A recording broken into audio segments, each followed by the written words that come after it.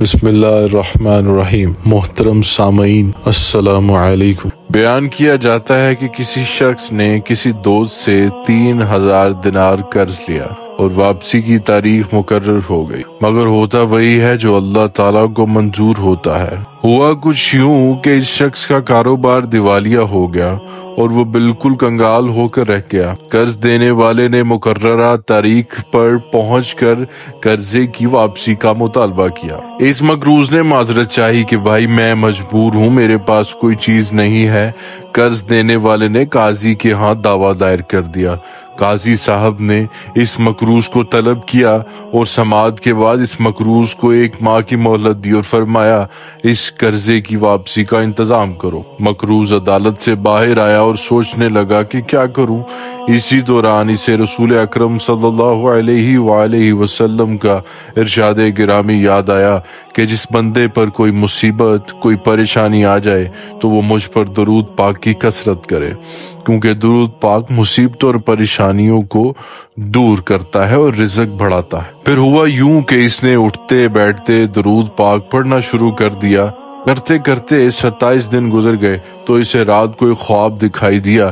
کوئی کہنے والا کہتا ہے کہ اے بندے، تو پریشان نہ ہو، اللہ تعالیٰ کارساز ہے، تیرا قرض ادا ہو جائے گا۔ تو علی بن عیسیٰ وزیر سلطنت کے پاس جا اور جا کر اسے کہہ کہ قرض ادا کرنے کے لیے مجھے 3000 دینار دے دے۔ فرمایا کہ جب میں بیدار ہوا تو بڑا خوش تھا کہ پریشانی ختم ہو چکی، لیکن پھر یہ خیال آیا کہ اگر وزیر صاحب کوئی دلیل یا نشانی طلب کریں تو میرے پاس کوئی دلیل نہیں۔ وہ صاحب فرماتے ہیں کہ دوسری رات ہوئی اور بستر پر گہری نیند میں سویا تو قسمت جاگ اٹھی، مجھے آقا دو جہاں رحمت عالم صلی اللہ علیہ وآلہ وسلم کا دیدار نصیب ہوا۔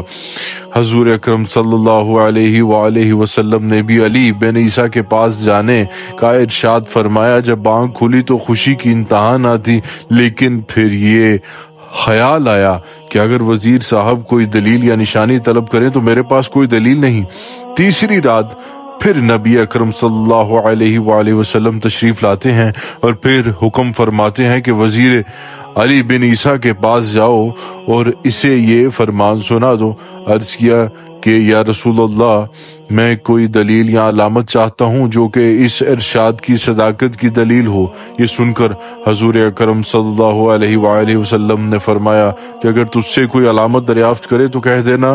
اس کی سچائی کی علامت یہ ہے کہ آپ نماز فجر کے بعد کسی کے ساتھ کلام کرنے سے پہلے درود پاک کا تحفہ دربار رسالت صلی اللہ علیہ وآلہ وسلم میں پیش کرتے ہو، جسے اللہ تعالیٰ اور کرامہ کاتبین کے سوا کوئی نہیں جانتا۔ یہ فرما کر سید دو عالم تشریف لے گئے۔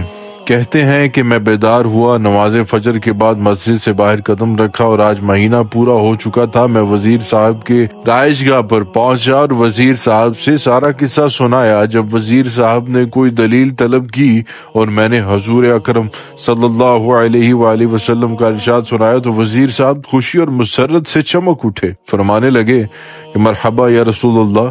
اور پھر وزیر صاحب اندر گئے اور 9000 دینار لے کر آئے اور ان میں سے 3000 گن کر میری جھولی میں ڈال دی اور فرمایا کہ یہ 3000 قرضے کی ادائیگی کے لیے ہیں، پھر 3000 دینار اور دیے کہ یہ تیرے بال بچے کا خرچ، اور پھر 3000 اور دیے اور فرمایا کہ یہ تیرے کاروبار کے لیے ہیں۔ پھر وہ صاحب فرماتے ہیں کہ میں وہ رقم لے کر سیدھا قاضی صاحب کی عدالت میں پہنچ گیا، اور جب فریقین کو بلاوا ہوا تو میں نے قاضی صاحب کے ہاں پہنچا اور دیکھا کہ قرض دینے والا بھی وہاں موجود کھڑا ہے۔ میں نے 3000 گن کے قاضی صاحب کے سامنے رکھ دیا۔ اب قاضی صاحب نے سوال کر دیا کہ بتا تو اتنی دولت کہاں سے لے کر آیا، حالانکہ تو مفلس اور کنگال تھا۔ انہوں نے سارا واقعہ بیان کر دیا۔ قاضی صاحب یہ سن کر خاموشی سے اٹھ گئے اور گھر سے 3000 دینار لے کر آ گئے اور فرمایا کہ ساری برکتیں وزیر صاحب ہی کیوں لوٹ لیں، میں بھی اسی سرکار کا غلام ہوں، تیرا یہ قرضہ میں ادا کر دیتا ہوں۔ جب صاحب دین قرض والے نے یہ ماجرا دیکھا تو وہ بولا کہ ساری رحمتیں تم لوگ ہی کیوں سمیٹ لو، میں بھی ان کی رحمت کا حقدار ہوں۔